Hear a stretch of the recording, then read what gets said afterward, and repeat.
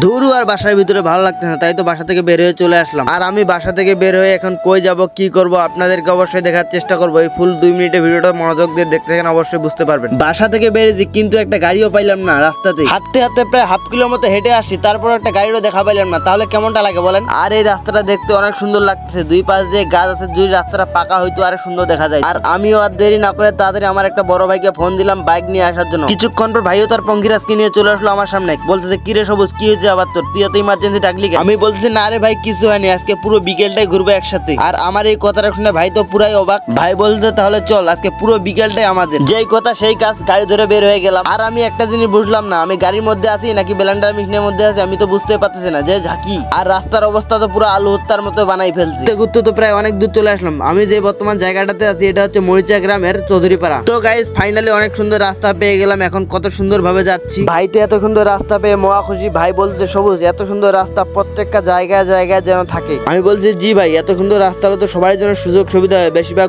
যারা bike ride করে তাদের জন্য বেশি ভালো হয়। আর ফাইনালি কিন্তু রাস্তাটা দেখতে অনেক সুন্দর লাগতেছে। আর এত সুন্দর একটা মাদ্রাসা দেখে আরো বেশি ভালো লাগতেছে, কারণ এত সুন্দর মাদ্রাসা আমাদের এলাকায় নাই। আর আমাদের এখানে উপজেলায় নির্বাচন চলতেছে, তাই যে এদিকে যাচ্ছি শুধু পোস্টার আর পোস্টার, পোস্টার ছাড়া কোনো কথাই নাই। আর আমরা এখন কনপাড়া থেকে বের হয়ে সাতকামার উদ্দেশ্যে যাচ্ছি। সাতকামারে কিছু সুন্দর সুন্দর জায়গা আছে, ওগুলোতে কিছু ভিডিও এবং কিছু ফটোশুট করবো। তার আগে একটা দোকানে আসলাম, দোকানে কিছু নাস্তা করব, কিন্তু আমরা যেগুলো খাবো ওইগুলো তো সবগুলো পাচ্ছে না, কনফিউজে পড়ে গেছে। আমি বলছি আরে ভাই এত ভাবাবের দরকার নেই, যেগুলো আছে এগুলাই শর্টকাট নাস্তা করে ফেলি।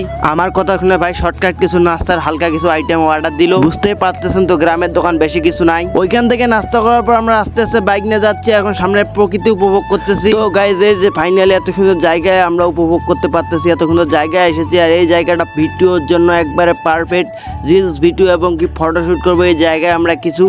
এই যে পিছনে হচ্ছে ধান গাছ, সামনে হচ্ছে তোমার বাঁশঝাড়, আর ওইদিকে হচ্ছে নদী। আর এত সুন্দর প্রকৃতির সাথে এখন আমরা মিশে যাব। আর কার কার বাসা আশেপাশে এরকম জায়গা আসে অবশ্যই কমেন্টে জানিয়ে দিবেন। আর ওইখান থেকে আসার সময় একটা চাচা আমাদের কাছে লিফট চাচ্ছে, তাই দেরি না করে চাচাকে গাড়িতে তুলে নিলাম। আর আমরা যে বাজারটাতে বর্তমান আছি এটা হচ্ছে স্বাধীন বটগাছ বাজার। আর এই বাজারটাতে আমার ছোটবেলার অনেক স্মৃতি জড়িয়ে আছে, এগুলো অন্য ভিডিওতে তুলে ধরার চেষ্টা করবো। আর স্বাধীন বটগাছ বাজারে আমরা একটা করে রং চা খাচ্ছি, কারণ এতক্ষণ থেকে ঘুরলাম রং চা খাই নাই, এখন একটা রং চা খাচ্ছি। আর গাইজ আমি যে বর্তমান রোডের উপর দাঁড়িয়ে আছি এটা হচ্ছে গড়িয়া টু বীরগঞ্জ রোড। আর সামনে যে স্কুলটা দেখতে পাচ্ছেন এটা হচ্ছে খামারকুসুম উচ্চ বিদ্যালয়, এখান থেকে আমি লেখাপড়া করছি। এই স্কুল নিয়েও ভিডিও পাবেন আপনারা অবশ্যই। আর স্কুলের সাথে এই যে ঢেপা নদীতে ব্রিজের কাজ চলতেছে, এখানে জোড়া ব্রিজের কাজ হচ্ছে।